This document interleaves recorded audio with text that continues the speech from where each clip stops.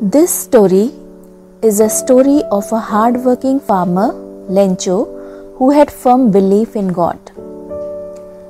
Lencho's house was situated on the top of a low hill, and his house was the only one in the whole valley. From there, one could see the river and the fields of ripe corn. Lencho was expecting a decent harvest.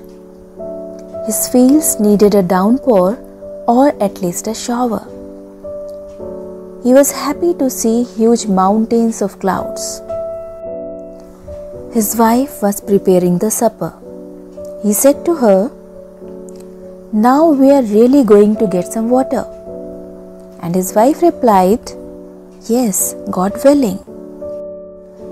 Soon big drops of rain began to fall.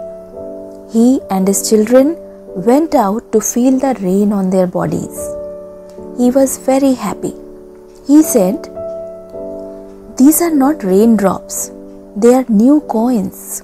The big drops are 10-cent pieces and the little ones are 5s."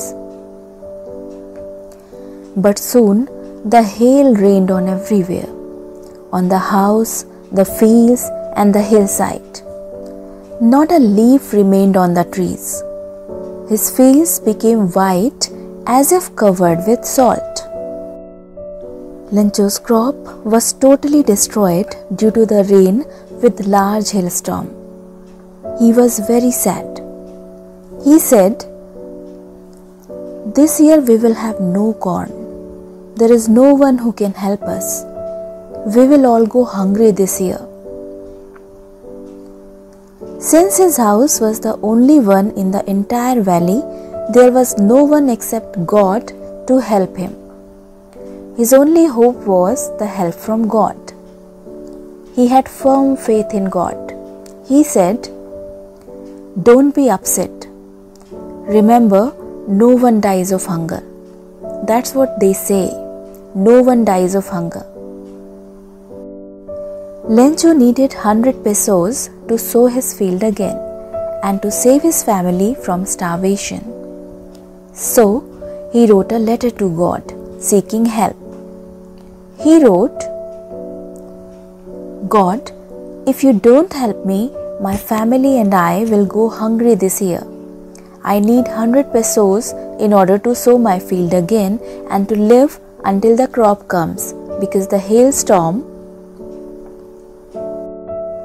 Lencho put the letter into the envelope. He went to the post office and put the letter into the letter box. In the post office, the postmaster laughed at Lencho's letter because it was addressed to God. However, on reading the letter, he got serious and admired the poor farmer's unquestionable faith in God. He said, "What a faith! I wish I had the faith of the man who wrote this letter." The postmaster was a kind fellow. He asked his friends and the employees of the post office to contribute some money as a charity, and he himself gave a part of his salary as well. He put the money in an envelope with a letter containing only a single word as a signature, God. The following Sunday, Lencho went to the post office to check whether there was a letter for him. The postmaster handed over the letter to him. Lencho confidently opened the envelope to count the money. But he got angry when he counted the money, because he had received only 70 pesos instead of 100. He thought that God could never do any mistake. He instantly went to the window to ask for paper and ink. He wrote a second letter to God. He wrote to God,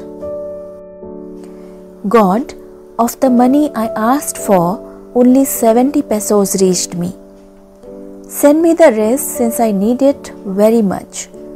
But don't send it to me through the mail, because the post office employees are a bunch of crooks." Lencho. He wrote not to send the money this time through mail because he doubted that the post office employees were dishonest and they had stolen 30 pesos while God had sent him 100.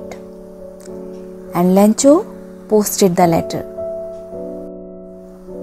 This was the story A Letter to God by G.L. Fuentes.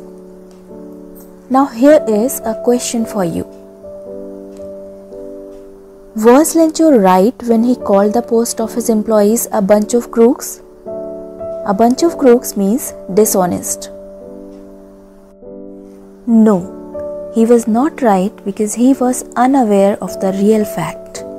And due to unawareness, he considered that the post office employees were dishonest. Moral of the story: extreme faith in the Almighty can give us a ray of hope, even in the darkest times. However, we must realize this fact also, that humanity still prevails.